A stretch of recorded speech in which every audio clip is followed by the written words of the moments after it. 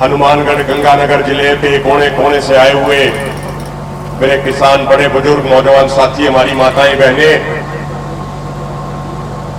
हमारे आदरणीय भाई शहीद शुभकरण सिंह जी के परिवार के सदस्य सरदार जगजीत सिंह डल्लेवाल जी, सरदार जसविंदर सिंह लोंगोवाल जी, हमारे राजस्थान के यहाँ के इस श्रद्धांजलि सभा की पूरी आयोजन कमेटी, सबसे पहले आप सबको हाथ जोड़ के राम राम, सत श्री अकाल। मेरे किसान भाइयों, कुछ लोग जो सरकारी चमचे हैं, वो सरकारी चमचे और सरकारी मीडिया, गोदी मीडिया पिछले कई दिनों से ये दुष्प्रचार करने में लगी हुई है कि आंदोलन कमजोर हो गया, आंदोलन खत्म हो गया।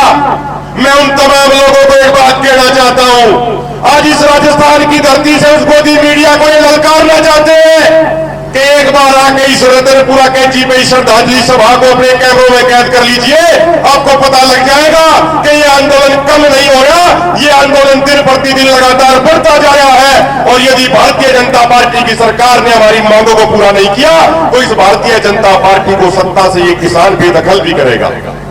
मेरे भाइयों, नौजवान साथियों, आज आपने इतनी बड़ी संख्या में अपने ट्रैक्टरों के साथ, कंबाइनों के साथ यहां पे पहुंच कर यह दिखा दिया और भाई शुभकरण सिंह के परिवार को यह एहसास करा दिया कि भाई शुभकरण सिंह अकेला बठिंडा जिले का नहीं, अकेला पंजाब का नहीं, बल्कि पूरे भारत के किसानों का शहीद है।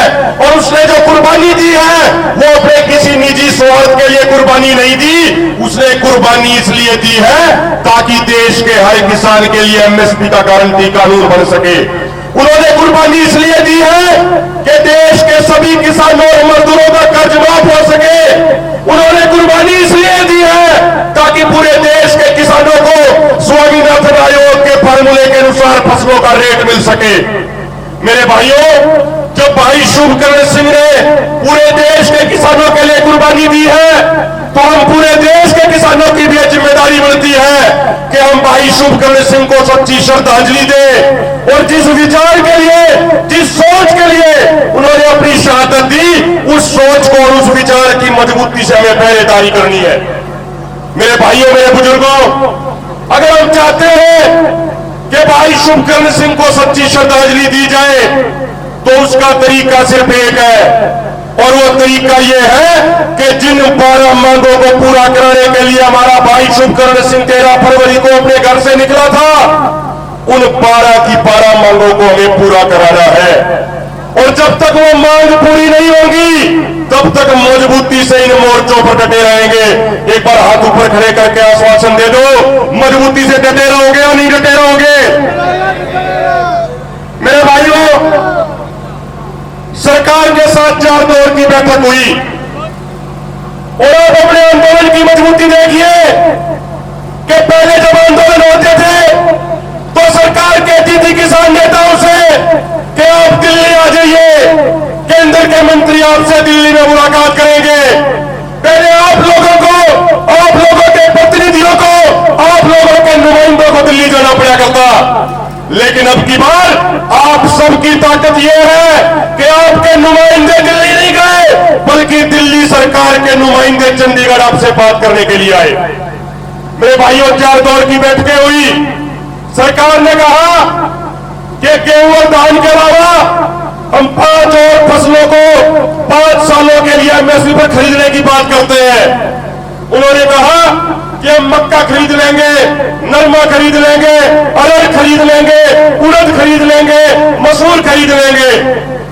हमने उनको कहा, हमारे दोनों फोरमों ने कहा कि हम इस बात पे सहमत नहीं है, क्योंकि ये बात 5, 8 या 10 फसलों की नहीं है। ये बात पूरे देश के किसानों के लिए 23 की 23 फसलें एमएसपी पर खरीदने की बात है। हमने सरकार से एक बात पूछी कि सरकार एक तरफ कहती है कि स्वदेशी बनाना है, सरकार कहती है कि बाहर से कुछ चीज नहीं मंगवाएंगे, आत्मनिर्भर भारत बनाएंगे, मेक इन इंडिया का नारा सरकार देती है। लेकिन हमने उनसे पूछा, माननीय मंत्री पीयूष गोयल जी, आप प्रधानमंत्री मोदी जी से ये पूछ के बताइए कि एक तरफ आप आत्मनिर्भर भारत का नारा देते हो और दूसरी तरफ बड़े बड़े कॉर्पोरेट घरानों को खुश करने के लिए आप मलेशिया और इंडोनेशिया से 1,41,000 करोड़ का पाम ऑयल बाहर से मंगवाते हो। मेरे भाइयों, वो 1,41,000 करोड़ का पाम ऑयल बाहर से इसलिए मंगवाया जाता है क्योंकि जो मोदी जी के मित्र बड़े बड़े कॉर्पोरेट घराने हैं, ये उस पाम ऑयल के सबसे बड़े इंपोर्टर हैं और 1 लीटर पाम ऑयल में इनको 10 रुपए की दलाली बचती है। तो उन कॉर्पोरेट घरानों की जेब भरने के लिए मुल्क के किसानों का गला काटा जा रहा है। हमने उनको कहा कि आप 1,41,000 करोड़ का पाम ऑयल बाहर से मंगवाना बंद कीजिए, आप 1 लाख करोड़ की दाल बाहर से मंगवानी बंद कीजिए। आप भारत के किसानों को कहिए कि भाई आप ये फसल पैदा कीजिए और सरकार फसल को एमएसपी पर खरीदने की गारंटी देती है। आप एक बार इस देश के किसान को कह के देखिए, ये देश का किसान ने इतनी मेहनत नहीं है, इस देश के किसान ने अनाज के भंडार भरे हैं। एक बार आप कह के देखिए, दुनिया में ऐसी कोई फसल नहीं है जिस फसल को भारत का किसान उगा न पाए। लेकिन सरकार ने कोई जवाब नहीं दिया मेरे भाइयों, मेरे बुजुर्गों। उसके बाद सरकार की तरफ से कुछ अधिकारी, उनके कुछ दूत ये बात लेके आए। उन्होंने कहा कि 5 से बढ़ा के 9 फसलें कर देंगे, इन 5 फसलों में बाजरा, सरसों, सूरजमुखी, तोरिया और जोड़ देंगे। लेकिन हमने फिर वो बात कही कि जो ये 2.5 लाख करोड़ की फसलें आप बाहर से मंगवाते हो, आप टेबल पे बैठिए, हम टेबल पे बैठ के आपके सामने ये साबित करेंगे कि मात्र 1.5 लाख करोड़ रुपए में पूरे देश के किसानों को एमएसपी मिल जाएगी। लेकिन सरकार टेबल पे बैठ के बात करने को तैयार नहीं है। और हमने एक बात और कही, आपके बीच में भी ये बात कर रहे हैं। हमने सरकार से कहा कि संयुक्त किसान मोर्चा, गैर राजनीतिक और किसान मजदूर मोर्चा के नेताओं के साथ आप बात कीजिए और जब टेबल पे बातचीत होगी उसका लाइव प्रसारण पूरे देश में होना चाहिए, पूरे देश के किसान उस बहस को देख सके। अगर सरकार के लोगों ने हमें बहस में हरा दिया तो हम सरकार की बात मान लेंगे, लेकिन अगर हमारे योद्धाओं ने अगर सरकार के लोगों को बहस में हरा दिया तो सरकार इस देश के किसानों की बात मान ले। लेकिन सरकार के पास उसका भी कोई जवाब नहीं था। क्यों नहीं था? जो चोर होता है, जो गड़बड़ करता है, वो लोगों के सामने आने से डरता है, वो खुली बहस से डरता है। इसलिए उन्होंने पूरे देश के सामने लाइव बहस में शामिल नहीं हुए।